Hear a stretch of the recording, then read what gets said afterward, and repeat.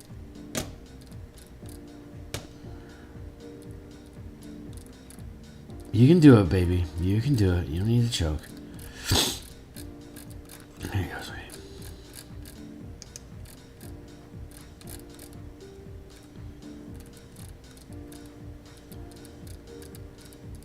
Squadrons and fleets.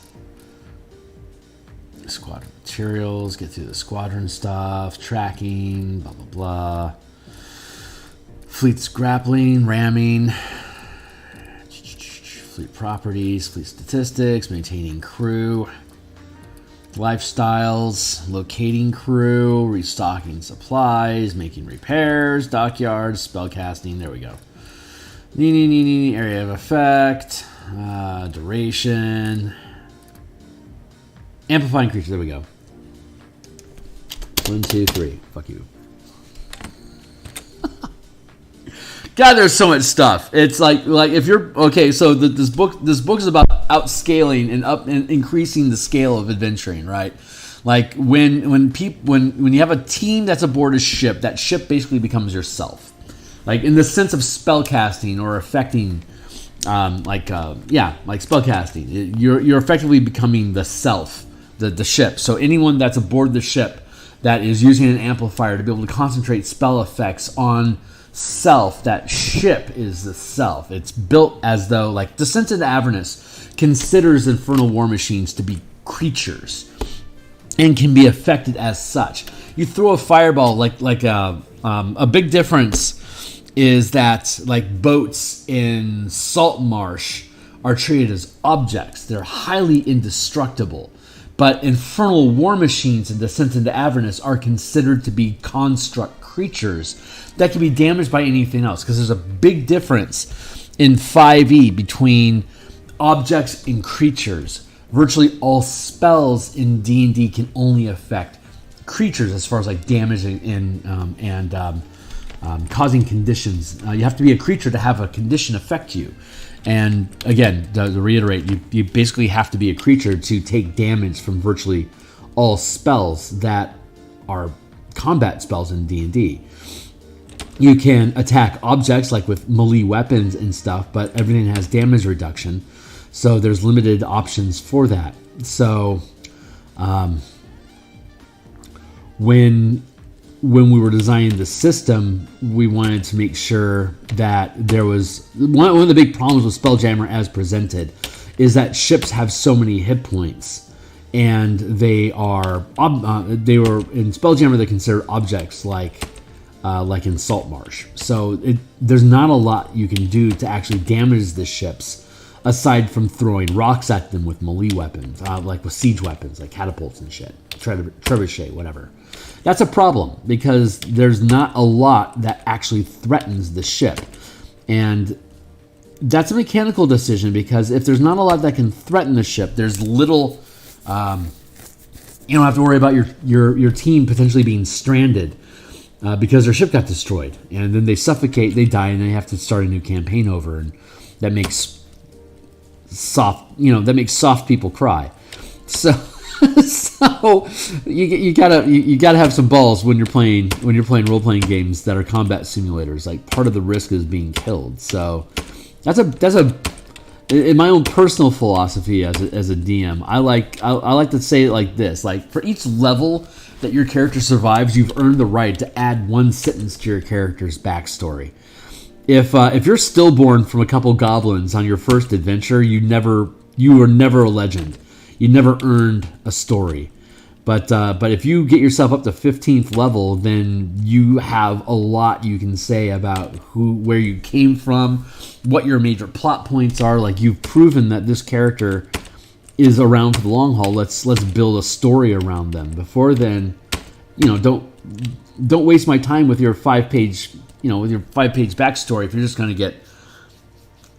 to get one shot by a magic missile at first level. Go away. I don't need a backstory from you yet. Prove that you've earned one.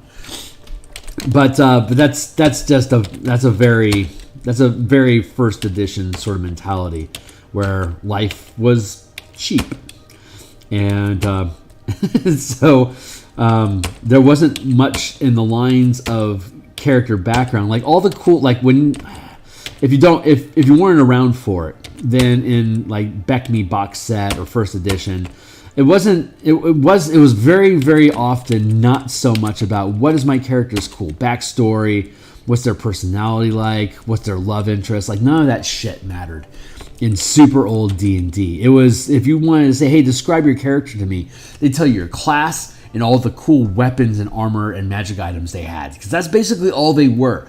The character was like a user interface that we as players used to interact with the game world, and all the magic items that we accumulated were additional tools that we could add to our selection menu of user interface options when engaging a dungeon.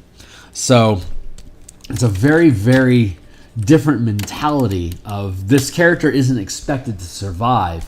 So there's no real personality or love for the character. It's what that character represented inside of your adventure, of you successfully figuring out how to keep your character alive, basically. Like, them being alive is as much of an identity as they're ever going to really get. And that's because it was assumed that the characters, they're supposed to be disposable. So the reason I'm bringing all this up is because the way that Spelljammer in 5th edition is framed, it's very much a continuation of that. The characters are special, and I understand why 5th edition or WotC developed the game in the direction of being special, because attachment is compelling.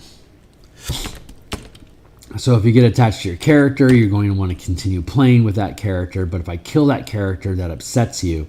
So they started moving further and further away from rogue-like adventuring, like roguelike games where it's like the hardcore mode. Once they're lost, they're gone.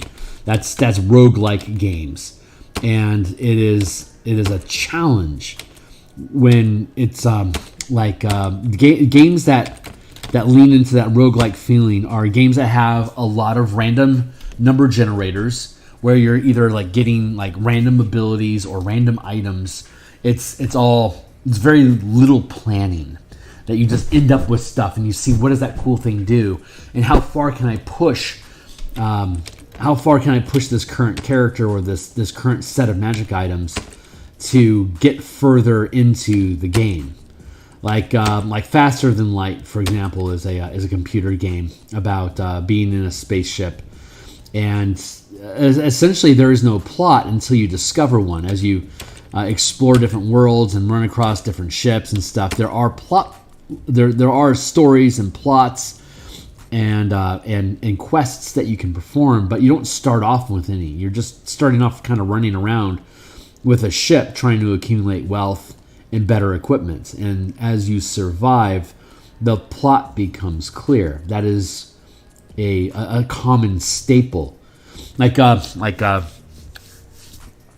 Shovel Knight is, if I recall correctly, Shovel Knight has like random benefits that you can get for you. Like, you pick your character, but then they gain magic boosts and stuff as they continue, and the goal is to defeat the dungeon that they're in currently. And if you fail the dungeon, then rogue style, you're gonna start over with a new character. But it's defeating the dungeon that's the priority. It's like, you don't care about Shovel Knight. Shovel Knight's just a packet of pixels that you push around the page to get from one end of the dungeon to the next, because you get a score for that.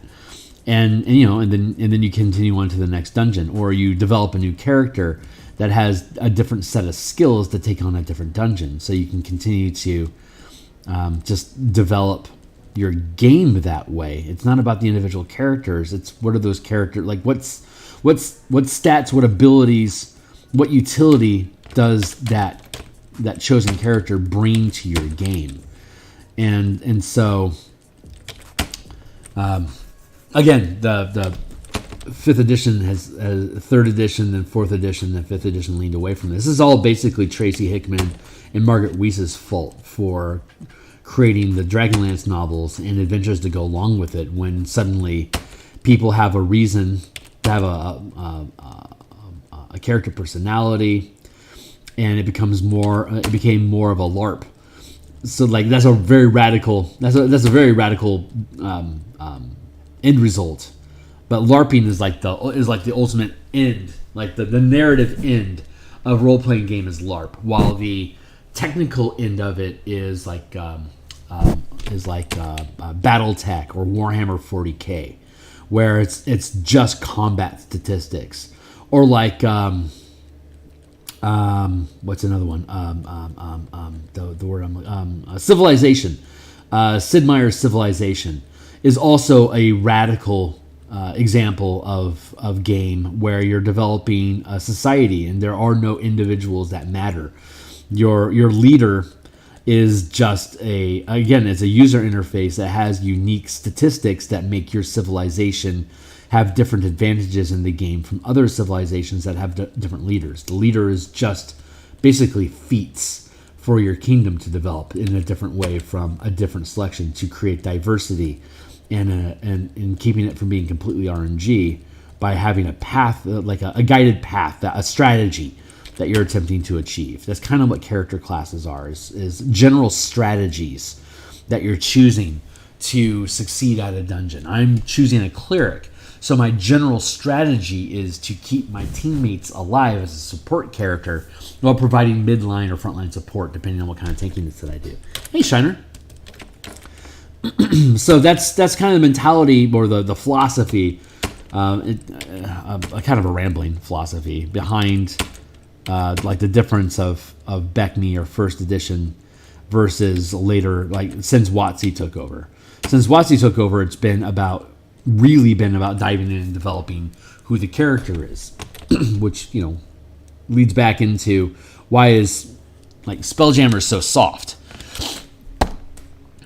Because its priority is to keep your character alive so you can continue the story that you're engaged in, so that you can continue building memories around the character that you end up falling in love, that you've created for yourself.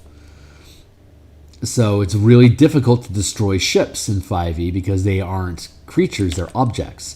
There's not a lot of shit that can hurt them other than a wet noodle fight of siege weapons that deal 30 points of damage, but your ship has 300 hit points. So it's like it's gonna take a while for you to wreck that ship if you can only fire like once per round. So there's like the DM has to want to kill you to destroy your ship using 5e pretty much as is written. But we increase the hostility of that. But we also let everyone operate like this is all folding back into the action economy of like Descent into Avernus, treating those vehicles as creatures, so that fireballs, lightning bolts, shock spells, anything can affect them as though they were a creature. But when you have a team that's aboard a ship, they can all treat that ship as though it were self. Like they all share a common self at that larger scale when they're working together as a crew. And so that's a really fun development. I love that like they made the vehicles in Descent into Avernus creatures because they're anywhere from 10 feet to 20 feet in size. They're things that you engage with that can attack you individually as a character. So you want to be able to attack them back, and there's so little spells and resources that can damage objects in the game. They had to make them creatures to be able to have that combat effect. But again, Spelljammer, ships are your home. So if you destroy your home, your characters are basically floating out in the void and getting killed. And again, losing your relationship with the character that you developed. So the decisions that they made in building Spelljammer, I can see the mentality and the philosophy that goes behind the decisions that they made. But at the same time, it's they continue making the game safer and safer. But a lot of what people are craving, the culture is shifting. People crave risk, especially when the stakes are low, like just a character in a game. Like there's definitely a difference in mentality between I want to build the personality of this character in a more Strixhaven sort of environment where it's ability checks and baristas versus random dungeon generators that are there we have absolutely no idea what's going to happen next. So good luck in surviving it, and it's going to be your wits that are going to allow you to loot this dungeon and get more stuff out of it. I'm starting to lose focus on my point, so I'm going to have to reset here real quick just to make sure I have my head screwed on right.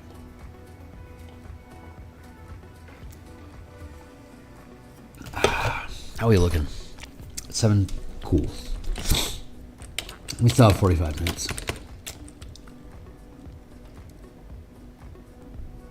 I'm just about done with the lighting on this.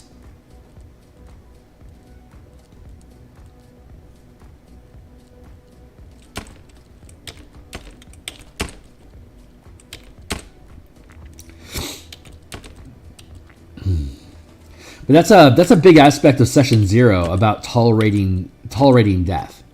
Like what is your table's tolerance? And there's the argument that, you know, if death isn't on the table, there's no risk, but it really depends on what your campaign's focus is. Like the campaign, I talk about this occasionally, but my home table, my weekly game is they're all first time players. So when I set the session 0 to find out what their priorities were, they wanted to have a full 1 to 20 level campaign, which I can absolutely provide. I do that regularly, so I was able to commit to that. But then the other rule that they set out was they want to have the same characters run from level 1 to 20. They want a full character arc, full campaign, guaranteed they can have the same characters throughout the entire campaign, which means I can't kill them. Or if I do, they have to be able to come back. So, and that is a campaign I've never ran before. So I was up for the challenge, which is what ended up creating the solution that we came up with was Bill Murray's Groundhog's Day. That I can kill you, but if I do, you'll just wake up at the beginning of the day again. So I technically didn't kill you. I can do horrible things to your character, but if they tap out or get killed, then they're just going to snap back to the beginning of the day, and they can continue on. So that changes the focus of the campaign away from like if you're going to have characters that can't die, then the characters in a time loop campaign like that, the things that you do today don't really matter. So the idea of progressing, like say with material wealth, doesn't really matter. And like if I kill those goblins over there, but the day is going to reset if they kill me, then killing those goblins doesn't really matter, because it's either going to be you or me. And if it's me, then my day is going to reset. I'm going to do it again. And if it's you, if I kill the goblins and I stay alive, but it's the end of the day and I go to sleep, I'm going to wake up again at the beginning of the next day. Or I'm going to begin, it's Groundhog Day, so I'm going to wake up again at the beginning of the same day, even though I went through the entire day without dying. So killing those goblins doesn't matter either. So what's the one thing that Bill Murray keeps from one day to the next? The answer there is knowledge. He becomes more aware of the environment and the NPCs that are in that environment that he's interacting with. So the quest isn't about getting someplace, because it doesn't matter how far he goes. He's going to wake up in bed at the beginning of the day. And it doesn't matter about what good things does he do or what evils does he defeat, because they're all going to reset at the beginning of the next day. So none of that matters. So the only thing that does matter is accumulating experiences and information. The accumulation of experiences is elegantly provided to us numerically as experience points. So even though your day resets, you remember that day. And you gained experience from the things that occurred during that day, thus earning you experience points. So you can wake up and the next day you could be 5th level instead of 4th level, because you've accumulated additional experiences. And so milestones became the default that we used, because you could have the same experience of killing goblins for 1,000 days, and after a while you just know what Squiggly's gonna do. Squiggly's going to attack left. He's got that limp that he's got in his right leg, So you know he's going to lean to the right a little bit. I'm just going to position myself here, and Squiggly's dead. Big wow, who cares? I'm not gaining any experience from that combat anymore. And the entire game is set up that way, where the challenges that the team faces, they'll eventually be able to defeat them, which is acknowledged by them gaining experience. Squiggly, the goblin, becomes trivial by 3rd level. He was a big threat at 1st level, but now he's nothing. So you can just blow through that goblin challenge, and now you're getting to like the orc chieftain that's behind that. But who cares? Why bother? Well, that orc chieftain knows something, a ritual or a secret or what's over the next hill. Information that the team can use.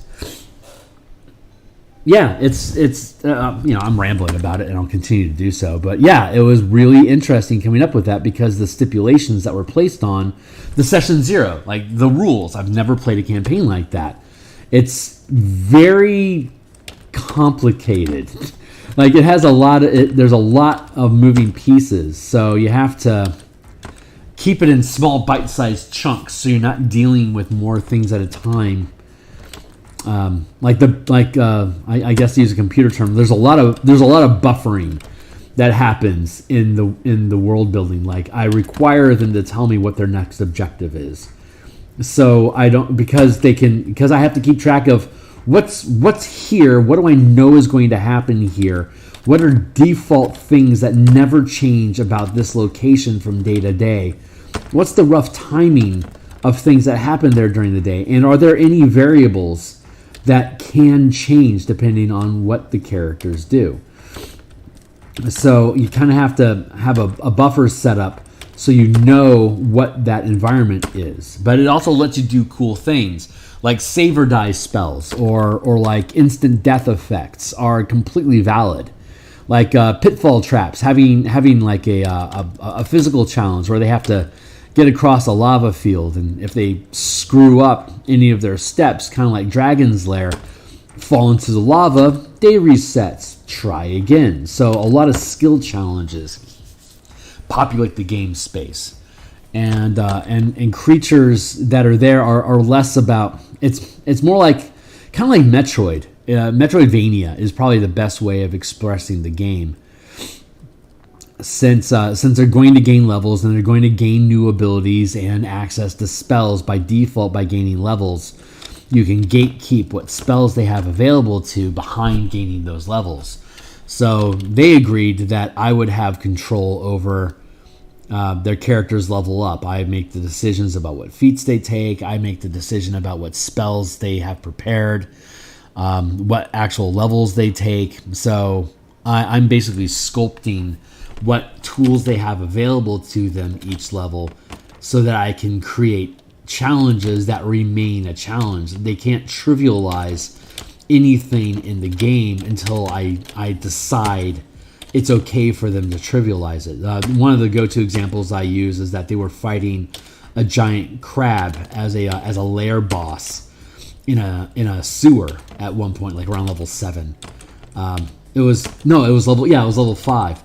And so they were 5th level, but it was an underwater fight. So when they're fighting this crab, if it grabs a hold of you, it would make you drown because you can't get away from it because they're all humans. They're all humans, so they can't see in the dark. So they're constantly having to worry about resources about seeing in the dark, and then they're going underwater to fight this crab to get through the sewer. And the crab keeps a hold of them. They drown, die, and then reset. If one person dies, the entire team resets because we decided that it wouldn't be fair to have one person be the last person that's eating up all the screen time if everyone else got save or died, got one-shotted by a dragon or something like that. It's like, great, how many hours are we going to have to sit on our ass and wait for Ed to finally die so we can all reset and start the next day? So the rules were if one person dies, the entire day resets. So now they're all paranoid about protecting each other and covering each other's six constantly. They move like a SWAT team. It's freaking great. Constantly covering their asses to make sure that no one gets reset accidentally, checking for traps. Very old school style of being careful about exploring new environments. spending stupid amount of spell points to research areas so they can learn as much as they can about what they're going into. Like they're happy to spend a number of days researching stuff or figuring out the routines of things or finding out what the threats are in that environment so that when they start to attack the challenge, they have as much information as they can. Like they'll go into crypts and stuff looking for a piece of information.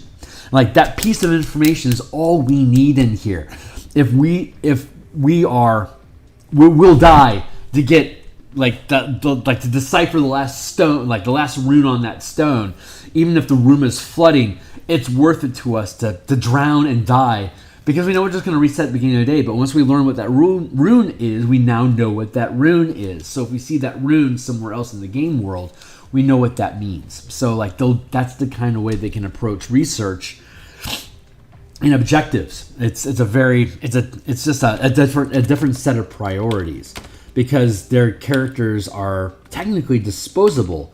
But again, their backstory just doesn't matter at all unless I'm introducing, like, say, a new NPC. It's like, yeah, your character knows who this person is, and that gives them an excuse to change, like, the initial the initial disposition of that NPC to be either neutral, hostile, or friendly towards the team, based on whatever their background is in this community that they say they started. I'm going to cut this out here.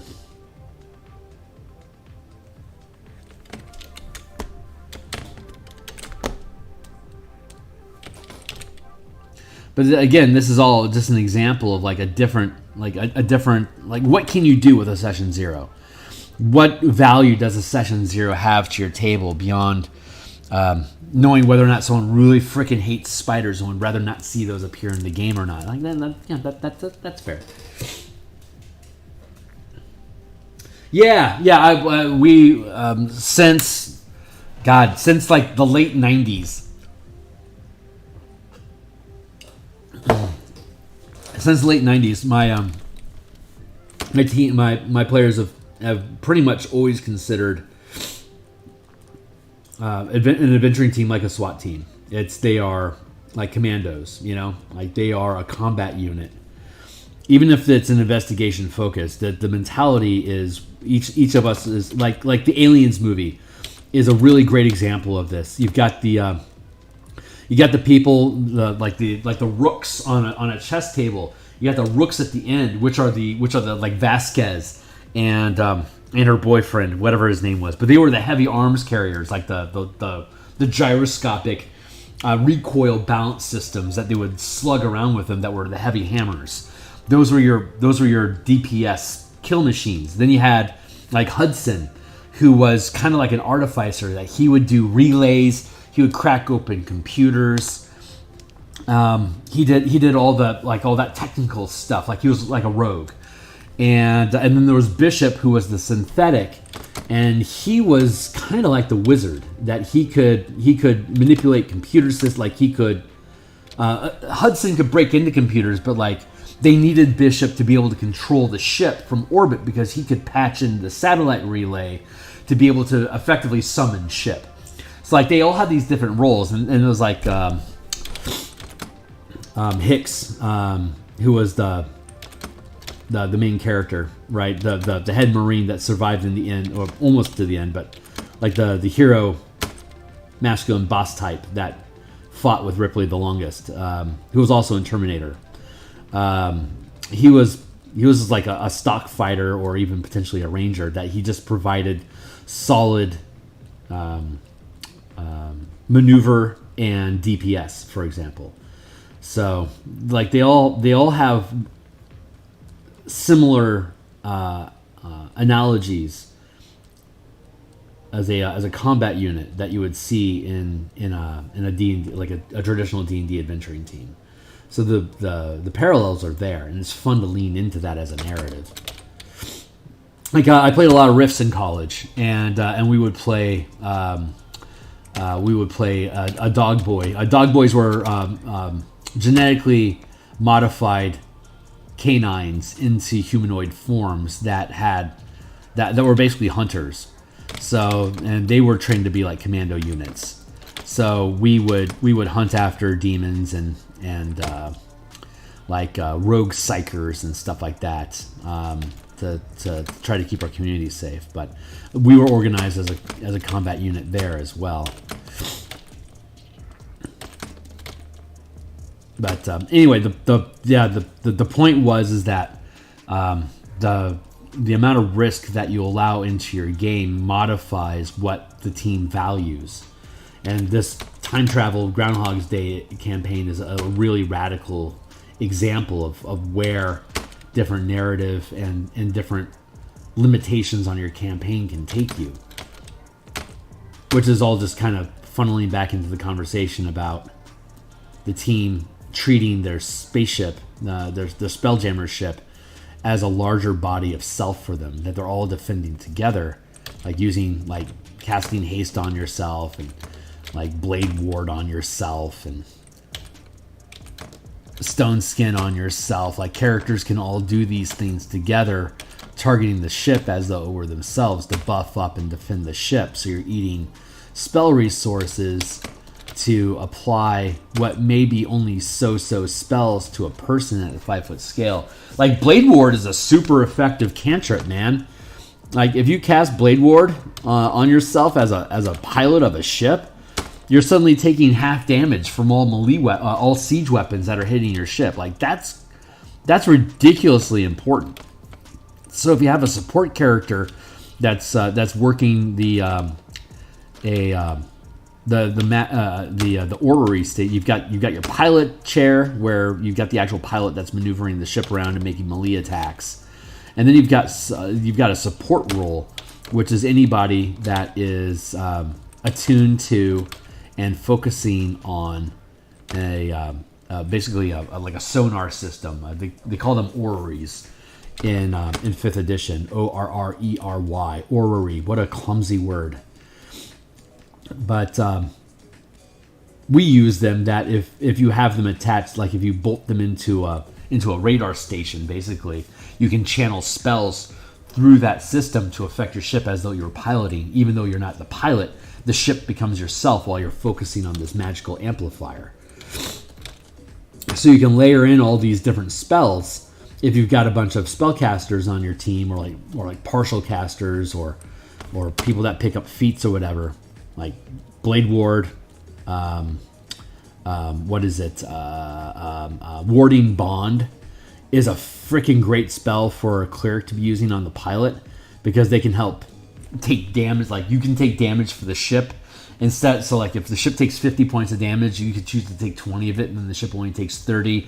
Then you apply the damage reduction to the ship, so that like gets reduced from like 30 down to like a metal ship, like reduces it down to 10 hit points. You have 150 hit points. The ship is doing okay, but you just took 20 points of damage. So now your team has to eat up their spell sources to cast heal or use actions like Second Wind to eat up your character resources to heal the damage that you're taking for the ship. So your life force basically becomes a hit point supply, kind of like a arcane ward for an abjurous wizard. They create that shield that's like X amount of temporary hit points. The ship itself becomes like that stack of temporary hit points, but you're a stack of temporary hit points for the ship as well that you can renew. So it's like this interesting balance of, I can choose to take damage, or I think my ship is going to be okay if it takes damage, but it takes a long time to fix the ship. You have to repair the ship slowly, while the characters can heal themselves quickly with spells and resources. So it's a fun way. Making ships creatures allows you to threaten the ship's hit points so much easier with attacks and spells and stuff. And amplifying it that way allows everyone to contribute in. You can swap out who's taking damage for the ship. So a lot of times you want to have like the fighter or the paladin or the barbarian be the pilot, because they can tank the damage. Or you can have them, running the crew as siege commanders, because they have multiple attacks. So the martial characters are super important using this format of system, because they are so vital to the performance and action economy of the ship and siege weapons that are aboard. It increases their value so much. And spellcasters, their value is more in where they can amplify spells to either protect the ship with spells that would normally not be very optimal at the dungeon scale, or they can be investing their spell slots into doing very hostile things against other ships. So fighting another ship effectively just becomes like fighting an ogre. You know, it's a tanky thing that you can tear down pretty easily with multiple attacks and some good spell placement to CC the hell out of it. You can do the exact same thing to ships as you could to like a high CR challenge for the level that you're at. Or if it only takes like 6 or 7 shots to tear through a ship, you can start treating squadrons of ships similar to like squads of kobolds or a platoon of bugbears, as opposed to like being like 4 or 5 spider ships or a couple scorpion ships that you have to fight. So you can have larger challenges. It's fun. Hey, Shiner's talking. So once you DM'd a game where the players were captured by elephants, nice. Ran an arena, okay. They ran the players through fighting pit challenges, but if any died, they all auto-resurrected. Yeah. So very similar concept there. Yep. Just do that for 20 levels. They're level 18 right now, and it was so great. They got through level 1. The very first day, like by the time they went to bed, they had accumulated enough to gain second level, and they woke up the next day. So they realized they didn't know they were playing a ground. They literally had no idea that I created a Groundhog Day campaign. They just asked for rules, and we figured out the time travel rules after the fact. It was important to me to not tell them what kind of a campaign it was, so that there would be the surprise factor, right? You want to surprise and thrill your players. That's your job as a DM. So I specifically didn't tell them about the time travel idea. Instead, I just threw them into it. And once they realized that they were in a time loop, that's when we stopped, and we had another session 0 to decide how I proposed the time loop system would work, and got them to check off and buy into everything so they would be okay with it. So they would understand what the rules of the game were. Before that, they had no idea. None of them played D&D before at all. So they really didn't even know what to expect. And when I run games, a 1 to 20 level campaign, I typically don't even have them fight anything until 3rd level. Like the first few levels is just them getting their grounds, getting their bearings, understanding what the game space is, where they're at, what the challenges are, who some of the NPC threats may be at the low level. And I break up the campaign into different tiers. So we all know about tiers of gaming, like level 1 to 4, 5 to 11, 5 to 10, 11 to 16, and then 17 to 20 are basically the 4 tiers. Or 1 to 5, 6 to 9, 10 to 14, 1 to 5, 6 to 10, 11 to 15, and then 16 to 20 are basically the 4 tiers. And every time we hit a new tier, I have a new session 0 to make sure we all know where we're at pace with. Are we enjoying what the adventure is? Is the ratio of challenges of combat versus social versus exploration, is that balancing well? Do they feel challenged? Do they like the rate in which they're losing resources? Like it's a check-in session, just to make sure that the campaign's on point. Like, are you liking the current objectives? Are the enemies, are they challenging but fair and cool? All that stuff. If you get them to check off all these boxes, you're basically maintaining your table to make sure that they remain emotionally invested to keep showing up every week. Because a 20 level campaign is difficult to maintain from level 1 to 20 just because of how volatile gaming tables can just be unto themselves. So you want to make sure you keep checking in so that people don't get burned out, so it stays fun. As a DM, you kind of want to change the scope of adventure as you continue transitioning. You don't really need to have a lot of combat at low level, even though it's a combat simulator game. By keeping combat, in my opinion, keeping combat away from the characters at the very early levels, if you're going to run a 20 level campaign with any intention of allowing the same characters to persist, establishing the game world allows you to, even if you move, I mean, I've been inside of this Groundhog Day campaign for probably about 300 hours at this point. So, and that's been over the course of a couple of years. So it's been a while since I've been in a death means something game. So I recognize I'm losing a little bit of perspective that once I get out of this specific campaign, I'm going to have to retrain myself that death is permanent and important. But the next campaign that we're going to run is going to be a guild campaign where the individual characters don't matter. The guild is what's important. So everything that the characters do, it goes towards protecting the guild or increasing the resources available to the guild. And the characters themselves, again, are not important. So we're going to use a guild renown system from the DMG instead of an experience point system, and all the characters are going to be 6th level. Period. You'll have a roster of 6th level characters, 6th level rogues, 6th level fighters, 6th level artificers, wizards, clerics. They're permanently locked in at 6th level as characters so that they don't specifically matter. And if the team gets TPK'd, that just becomes your next adventure. Find out what happened to the missing team. So you just grab a new roster of characters. Let's all go with rogues and artificers this sortie. So we go into this dungeon and we try to defeat it and gather the resources from it. We're going to be able to take out shitloads of traps and magical tricks, because we'll stat out our adventuring team to be able to handle that threat in particular. Or like right now, this session we're going to run sages and diviners to find out as much information about our next objective, so that we can make an intelligent choice about what our SWAT team will be going in. Maybe we're going to go like with all rangers and paladins, or like maybe a cleric, a cleric and bards, for instance. There could be different objectives.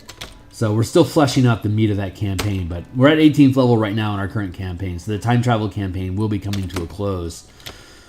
Oh, probably in the next 50 or 60 hours. So we still have a number of weeks to go before it's over, but it is swirling the drain. And they wanted to play a Spelljammer campaign specifically next. So that's the request anyway. So we're building out a mining operation where it's basically I get to RNG some asteroids and it'll have some sort of wealth involved with it. Like we'll random what kind of a mineral, like gold or platinum or electrum or iron or mithril. Maybe it's crystal, so it has like cyanide conductors. Each asteroid will have a different resource that is valuable, and then we'll also random up what kind of creatures are inside the caverns and nooks of that asteroid. So they'll have to gain control of the asteroid, find out what's in it, clear out what's inside of it, and then they can begin extracting resources from it to be able to then sell off. And at the end of that process, like once per season, we'll have like a different asteroid each season. So the results that they get from that asteroid, they'll be able to tally that up, add to their resource pool. Maybe they'll buy an extra ship, or maybe they can afford a new team of miners so that they can have two, like they can extract ore quicker from it. Or maybe they get like additional rituals that they can use to help clear out a dungeon more easily. But their characters will stay 6th level. Maybe they'll get additional like new magic items that they can use to equip their 6th level characters to go deal with a dungeon more efficiently. But that's kind of built to be a sort of one shot, because we want to expand the number of people that are playing with us in a sort of West March scenario. We've got a stack of people that were interested in playing that have been kind of waiting in the wings, because it's kind of silly to have new people get introduced into a party at 18th level. So, like, let's build a campaign that's going to be a little bit more inclusive and allow for people to kind of rotate in and out. So the size of the SWAT team going into Spelunk the asteroid can be different, or maybe somebody's only really interested. Like, we got one person that's particularly interested in doing the resource allocation for the guild. Like they geek out on that, like Sid Meier civics sort of thing. It's like, well, great. When we do sessions like that, we'll make sure we do sessions like that when you're around, so we can have that sort of float to accommodate who's in the party and have different types of downtime modes.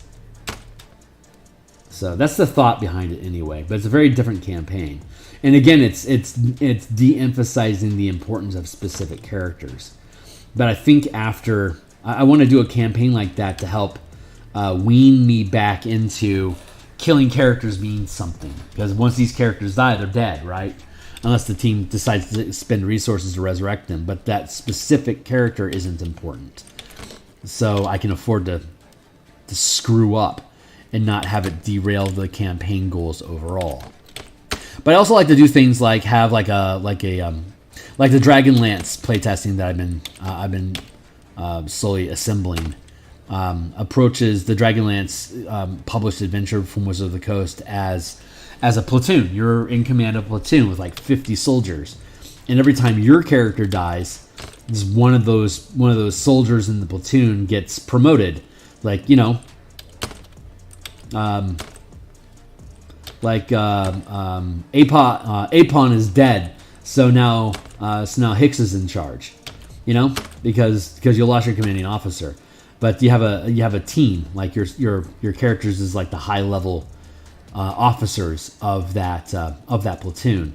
So your soldiers follow your commands. But then this is all for the idea of building out the mass combat system using the Dragonlance campaign and the Dragonlance board game as the proof of concept about using mass combat system mechanics in 5th edition. Like, there's a ton of options and offerings from various third-party content producers about mass combat systems, but as far as I know, I'm the only person that's actually using mass combat rules to modify how Wizards of the Coast adventurers are played out. Like we did Greenest in Flames from the Horde of the Dragon Queen, where an army was attacking the town of Greenest. Well, using our mass combat mechanics, we're able to assemble the villagers into a militia to fight back. And then once we got all the archers coordinating their attacks, we could threaten the dragon that was burning down villages and doing strafe attacks. A couple good hits, and that dragon's really not wanting to do that anymore. So we were able to push them back that way. And that was that was an awesome playtest. That really cemented in that the system that we're using works. It was super fucking cool. So I want to do that for Dragonlance as well. I'm not sure. I don't know what state 5th and 6th edition is and how welcome third-party content producers are going to be, and it's going to be a massive, like, that's a 2-year project, like a fucking 2-year project to do that.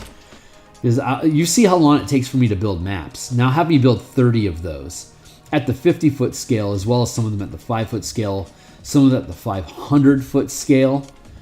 And then I have to play test not only the entire Dragonlance campaign from a squadron perspective, but also the board game, to translate that into the larger scale 500-foot or 1 mile scale combat, to be able to narrate the type of battles that the board game presents. Like, I just think a board game for D&D is an abomination. If you're playing D&D, if you don't have good mass combat rules, what the fuck are you doing with a with a war theme campaign? So this is another hold my beer moment brought to you by Phil.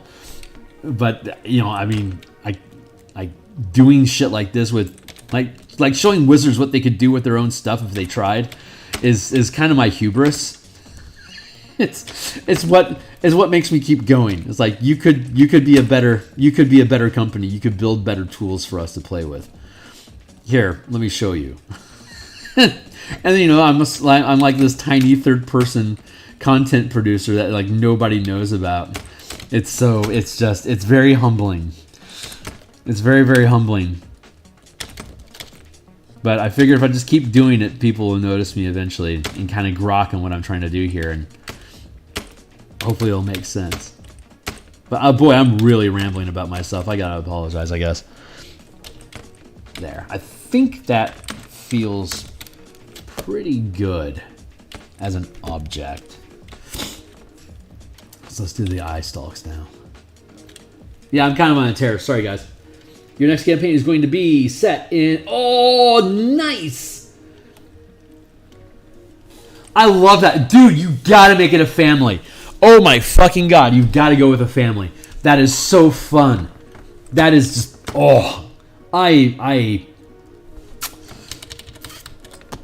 am envious of your team. That is super hardcore.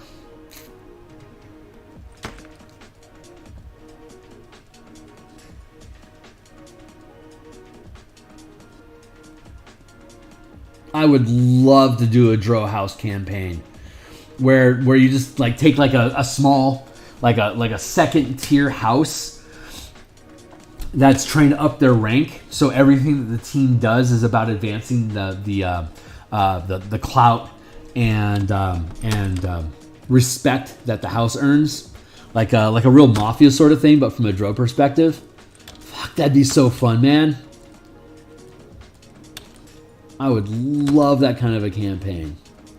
Like super high-end social and exploration pillars where you're trying to blackmail or trap enemies of the house into doing what you need them to do, or doing like exploration missions to find dirt on other houses to gain leverage over them, or to steal resources from them. Fuck, man, what a cool campaign that would be. Man, good luck. That shit is hardcore.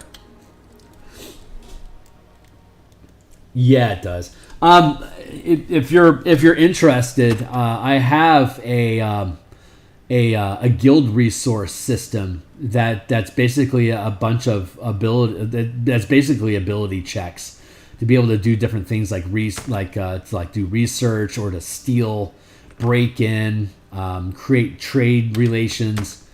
I could connect with you about that if you're interested, to see how I create guilds and resources to so the team could take control of, like, they'd have like a stack of resource points that they could invest in different tasks. Like if they want to get really good at assassination and infiltration stuff, they can invest resource points to gain a larger Thieves Guild, so that you could use like stealth and sleight of hand ability checks at a guild level organization. So like you'd be making a check for like 30 rogues to be like stealing information from 2 or 3 different houses in Minzo at a time, so that like at the end of the 10-day, they'd come back with what information they gathered as a result of the investigation checks that you would make, and the stat bonuses that you gain for that investigation check is strictly dependent on how many resources you invest into the task of investigating another house. It's very simple, and I've spent some time in the if you check out the command playlist that I'll show you, because you can check it out, and there might be enough information if you're interested. There may be enough information there already for you to kind of grok it. Here, let me jump over here to my playlists. Let's see. Martial Powers, Infernal War Machine, Spelljammer Combat, In Command of Armies, Guilds, and Kingdoms. And then we've got Guilds, Kingdoms, and Tasks. In Command of Guilds and Kingdoms. This is very sloppy, and it's super rough. I had to put this on hold when Spelljammer came out, so it's been updated, and I can help you with that. But if you wanted to check out this playlist and see some of the stuff that I'm talking about in here, let's see. Converting Descent into Avernus. We spent a lot. Case study, Waterdeep. Let's see. Where's the case study? Baldur's Gate case study is about converting a city into a resource center. Let's see. Where is the...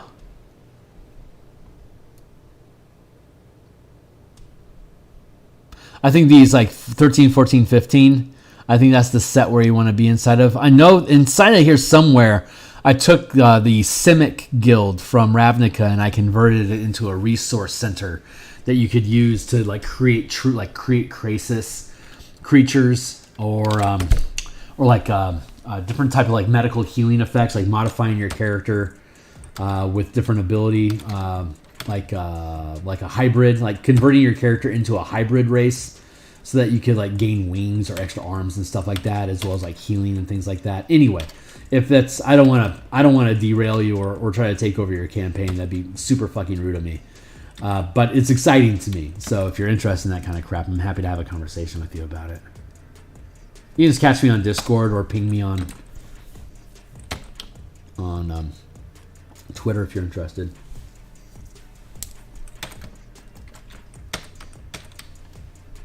Yeah, cheers, man.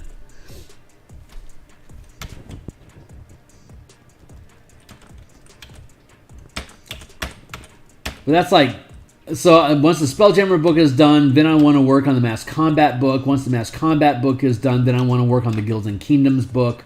Once the Guild and Kingdom book is done, then I can start doing stuff like converting Descent into Avernus into a Blood War resource system where where you take command of the city of El Terrell and gather resources from different demon princes and rogue factions that already exist inside the Descent into Avernus toolkit to basically create your own army to fight against the demons in the Blood War to keep El Terrell safe while your team gains levels to be able to pull the city out of hell back into Faerun. So, but you have to gather all the resources and all the ritual stuff and gather enough favors to be able to accomplish that task, to be able to defeat Azariel. So we did a lot of playtesting in that sort of a game setup, and it went incredibly well. That was before Spelljammer came out. We were actually playtesting some of the Spelljammer mechanics while we were doing that sort of stuff. Hornetico was a participant in some of that. But that would be, that and the Dragonlance are like super huge feathers I want to put in my cap. I'd also like to convert Storm King's Thunder into using giant scale mechanics. So once this book publishes, we pretty much establish 50 and 500 foot scale combat and adventuring. Humans and medium-sized creatures use ships to operate at that level, but dragons, like in Bigby's Tome of Giant Stuff, whatever, would be able to benefit from the same 550 foot scale combat format as well. But I won't know exactly what it is that they present in Bigby's book until they finish it. But I will bet you all of my pixels that they are not having a conversation about upscaling your adventure to the 50-foot scale so that you can have giant fortresses, like fortresses of giants that are built at 50-foot squares instead of 5-foot squares, so that you can sensibly actually, adventure through a giant's dungeon at the 50-foot scale, even though you're just little 5-foot characters. That's the kind of thing that I would want to take a SWAT team in with. Like, if we're gonna go kill fire giants, we should probably build out a team of giant slayers to go in and raid this place. That's the kind of thing that I would like to see in Bigby's big book of giant stuff. But I don't really expect Wizards to go that direction with 5e. It's a niche idea that wouldn't have a lot of broad appeal, so they wouldn't invest in it, which is why people like us exist. Yeah, that was a blast. I'm going to get back to it, man. We're going to build that out into an actual adventure kit that will sell online eventually. It's going to be fucking sick. But that's also like 5 years from now. That's how long it's going to take to publish all the components to be able to do like the mass combat stuff, the guild stuff, the additional vehicle supplement for the Infernal War Machine specifically, It's going to take a while. But, you know, reasons for me to stay alive. Not go insane. I'm spending a lot of time mincing on this today. I'm mostly just talking shit. I think we can all recognize that's pretty much where I'm at right now. Just talking shit. But these are my aspirations. This is why I love 5e so much, because you can do all of these things. I recognize that WotC are kind of shitheads, and I acknowledge and respect that they're not the best company. But everything that I'm doing here is trying to point out that WotC could do better.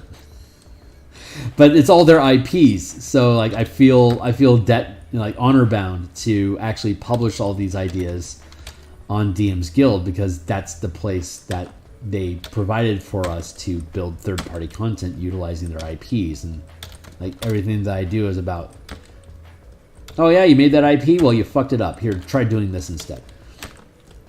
Which is a really cocky thing for me to say, but they won't return my calls. So this is where I have to go.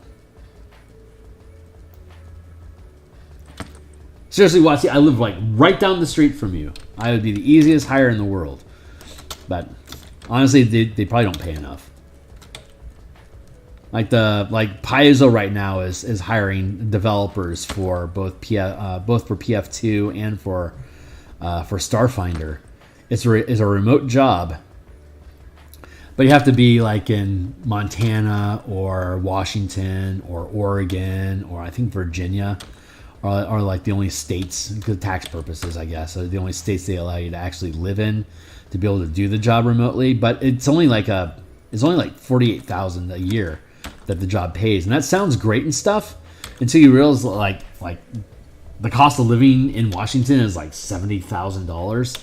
So like if you take that job with Paizo, you pretty much have to have a roommate or a partner that's helping cover the bills, because you can't live alone outside of a studio apartment in Washington at that salary. So it's like it's a shit price point. It's like even though I shout at Wizards that they should hire me because I keep doing their stuff better, I don't actually want to work for them because I don't think they could afford me.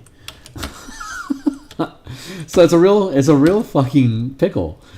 Like the want to be in the RPG industry but not want to get paid like it. Like Kickstarters and developing your own audience is like really, unless you're living in a place that, you know, has a cost of living like $30,000-$40,000 a year. There are places like that. It's just no gaming company is based there. It's like third-party content production and kickstarting and Patreon and subscriber counts. Like that's the only way that like third-party publishers could really make any money for themselves. It's a problem. It's a big problem. But luckily the muse isn't pushing me in that direction too quickly. She's just having me have fun.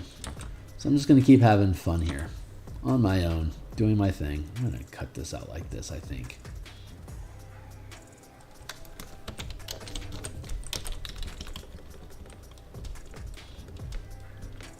That's good. We'll do that.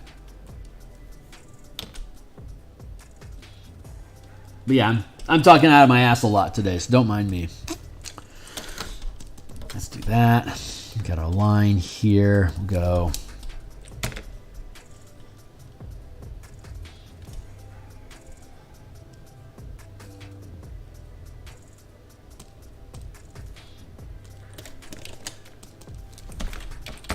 Sheen.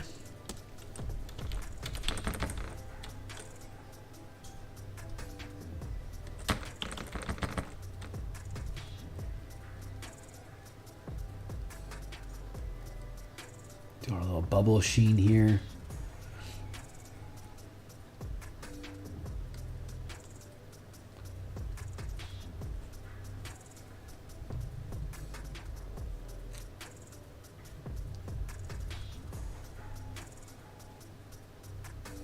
I love these bubbles so much. They're so freaking fun.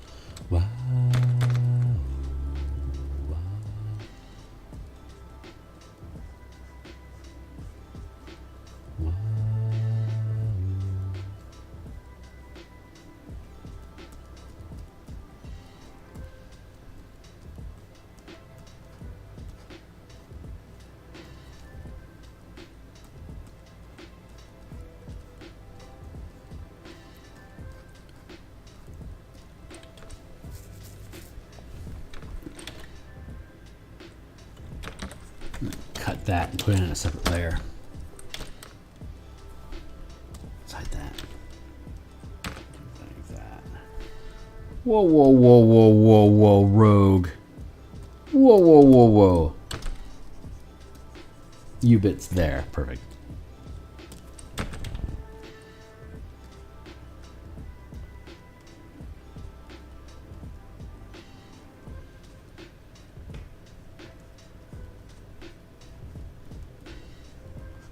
Second edition didn't have a lot of mechanical language about the size of creatures. Like it was more narrative and kind of like off the cuff. It wasn't so like they didn't have like a lot of rules and mechanics about where are we at? Fuck, it's 8. It's time for me to go. I will finish my thoughts with this and then we got to go. That looks pretty good. Hold on.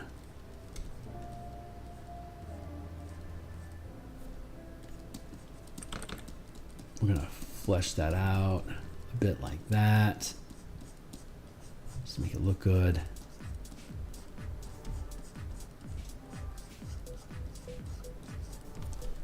We're going to go to our bubble.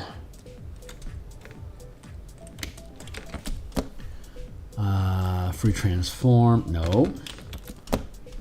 Select inverse. And then delete. There.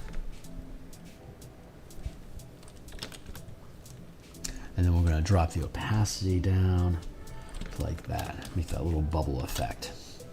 Let's see. Let's go take a look real quick.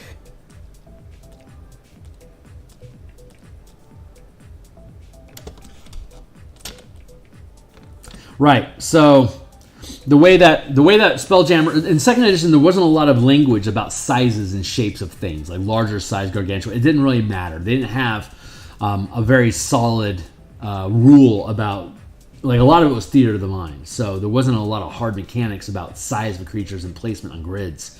But third edition did a lot to that. So when second edition created Spelljammer back in the 90s, since there wasn't much emphasis on the technical information about size of things, they had this mechanic about here, let's use a different color so you can see.